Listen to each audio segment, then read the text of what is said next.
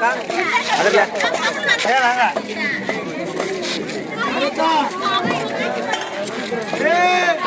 ಕಡೆಗೆ ತೋರಿಸಿ ಮಾಡ್ಯ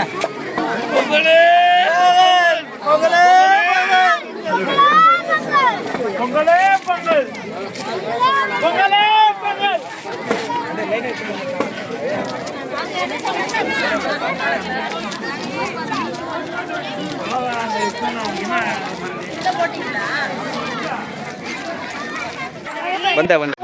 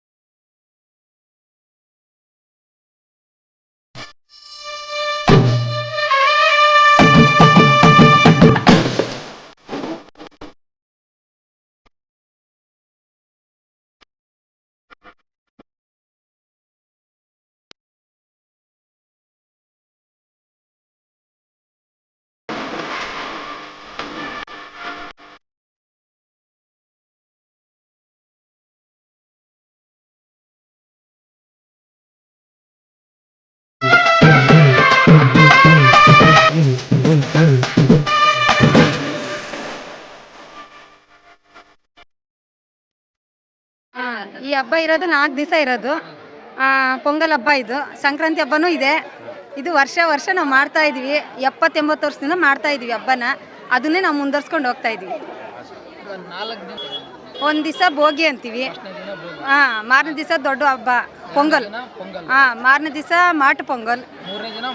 ಮೂರನೇ ದಿನ 4ನೇದು ಕಣ್ಣು ಪೊಂಗಲ್ ಅಂತೀವಿ ನಾವು. ಡಿಫ್ರೆನ್ಸ್ ಏನಂದರೆ ಒಂದೊಂದು ದಿವಸ ಒಂದೊಂದು ಹಬ್ಬ. ಭೋಗಿ ಒಂದು ದಿವಸ ಹಳೇದು ಏನಿದೆಯೋ ಅದನ್ನು ಬೆಂಕಿಗೆ ಹಾಕ್ತೀವಿ. ಮಾರನೇ ದಿವಸ ಈ ಥರ ಪೊಂಗಲ್ ಮಾಡ್ತೀವಿ.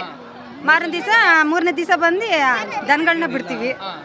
4ನೇ ದಿವಸ ಮನೆಗೆ ಏನು ಅಡುಗೆ ಮಾಡಿ ಊಟ ಮಾಡುತ್ತೆ. ತುಂಬ ವರ್ಷದಿಂದ ನಮ್ಮ ಅಜ್ಜರ ಕಾಲದಿಂದಲೇ ಇಲ್ಲಿ ಮಾಡ್ತಾ ಬರ್ತೀವಿ ನಾವು ಪೊಂಗಲ್ ಹಬ್ಬನ. ಪೊಂಗಲ್ ಸಂಕ್ರಾಂತಿ ಅಂತೇಳಿ ನಾವಿಲ್ಲಿ ಅಷ್ಟು ತಮಿಳು ಜನಾಂಗದಿಂದ ಹಿಡಿದು ಎಲ್ಲ ಜನಾಂಗದವ್ರು ಸೇರಿ ಇದೊಂದು ಹಬ್ಬನ ಚೆನ್ನಾಗಿ ಆಚರಿಸ್ತೀವಿ. ಎಲ್ಲರೂ ಸೇರಿ ಸಪೋರ್ಟಿಂದ ಮಾಡ್ತಾಯಿದ್ದೀವಿ ನಾವಿಲ್ಲಿ. ವರ್ಷ ತುಂಬ ವಿಜೃಂಭಣೆಯಿಂದ ತುಂಬ ಚೆನ್ನಾಗಿ ಇದು ಮಾಡ್ತೀವಿ. ಒಂದು 4 ದಿವಸ 3 ದಿವಸ ಫಂಕ್ಷನ್ ಇಟ್ಕೊತೀವಿ.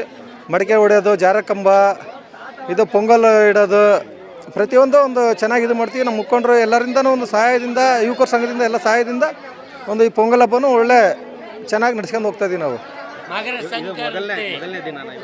ಇದು ಮೊದಲನೇ ದಿನ. ಇದು ಅದು ಆಕ್ಚುಲಿ ನಿನ್ನೆ ಮಾಡ್ಬೇಕಿತ್ತು.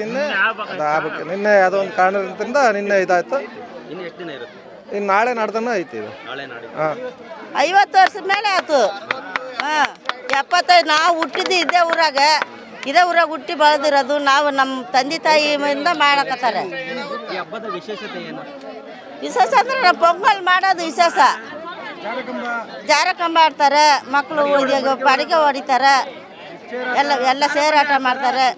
ವಿಶೇಷದಿಂದ ನಾವು ಮಾಡಕತ್ತೀವಿ ವರ್ಷ. ಮೊದಲಿಗೆ ಸಂಕ್ರಾಂತಿ ಹಬ್ಬದ ಶುಭಾಶಯಗಳು. ನಮ್ಮ ತಮಿಳುನಾಡಿನಲ್ಲಿ ಇದು ಪೊಂಗಲ್ ಅಂತ ಕರೀತಾರೆ. ಸೂರ್ಯ ಭಗವಾನಿಗೆ ಇದು ಎಡೆ ಹಾಕಿ ಪೂಜೆ ಮಾಡತಕ್ಕಂಥದ್ದು. ನಾವು ಇಷ್ಟೊಂದು ತಮಿಳ್ನಾಡು ಸಹ ಇದ್ದೀವಿ. ನಾವು ಅಲ್ಲಿ ಹೋಗೋಕ್ಕಾಗಲೋದಕ್ಕೋಸ್ಕರ ನಮ್ಮ ಹುಡುಗರು ಇವಕ್ಕೆಲ್ಲ ಸೇರ್ಕೊಂಡು ಈ ಥರ ಮಾಡೋದು ನಮಗೆ ಭಾಳ ಖುಷಿ ಆಕೈತಿ.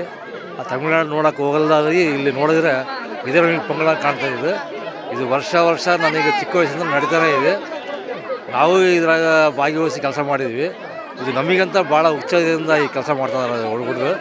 ಯಾವುದೇ ಗಲಾಟೆಗಳಿಲ್ಲದಂಗೆ ಸಂಕ್ರಾಂತಿ ಹಬ್ಬ ಶುಭಾಶಯಗಳು ಅಂತೇಳಿ ನಮ್ಮ ತಮಿಳರ ಪೊಂಗಲ್ ಹಬ್ಬಗಳು ಅಂತೇಳಿ 2 ಮಾತು ನಾವು ಮುಗಿಸ್ತೀವಿ. 50 ವರ್ಷದಿಂದ ಮಾಡ್ಕೊಂಬರಕತ್ತೀವಿ. ನಾವು ಇಲ್ಲಿ ಬೇರೆ ಸ್ಟೇಟಾಗಿ ಇಲ್ಲಿ ಬಂದು ನಾವಿಲ್ಲಿ ನೆಲೆ ಊರಿ ನಾವು ಕರ್ನಾಟಕಕ್ಕೆ ಎಷ್ಟು ಬೆಲೆ ಕೊಡಬೇಕು ಅಷ್ಟೇ ಬೆಲೆ ಕೊಟ್ಕೊಂಡು ಮತ್ತು ನಮ್ಮ ಸಂಸ್ಕೃತಿನೂ ನಮ್ಮ ತಾಯಿ ಭಾಷೆನೂ ಉಳಿಸ್ಕೊಂಡು ಅದ್ರ ಜೊತೆಗೆ ಈ ಹಬ್ಬನ ಮಾಡ್ಕೊಂಬರ್ತಾಯಿದ್ದೀವಿ. ಸಾಮೂಹಿಕವಾಗಿ ಮಾಡಕತ್ತೀವಿ. ಇದು ವೈಯಕ್ತಿಕ ಯಾರು ಸಪ್ರೇಟಾಗಿ ಏನು ಮಾಡಲ್ಲ. ಒಂದು ಸಾಮೂಹಿಕವಾಗಿ ಎಲ್ಲರೂ ಮನೆ ಕರೆಸಿ ಇನ್ನು ದೊಡ್ಡದಾಗಿ ಒಂದು ಈಗ ಸಪ್ರೇಟ್ ಮಾಡ್ಬೇಕಂದ್ರೆ ನಾವು ಬಡ ಜನಾಂಗದವರು ಇಲ್ಲಿ ಮಾಡ್ತಾ ಇರೋದು ಹೆಂಗಂದರೆ ಎಲ್ಲರೂ ಸೇರ್ಕೊಂಡು 1 ರೂಪಾಯಿ ದುಡ್ಡು ಹಾಕಿದ್ರೂ ಪರವಾಗಿಲ್ಲ, ನಾವು ಆ 1 ರೂಪಾಯಿ ದುಡ್ಡಲ್ಲೇ ದೊಡ್ಡ ಖುಷಿ ಪಡೋಣ ಅಂತೇಳಿ ಇದನ್ನು ಮಾಡ್ತಾ ಇರೋದು.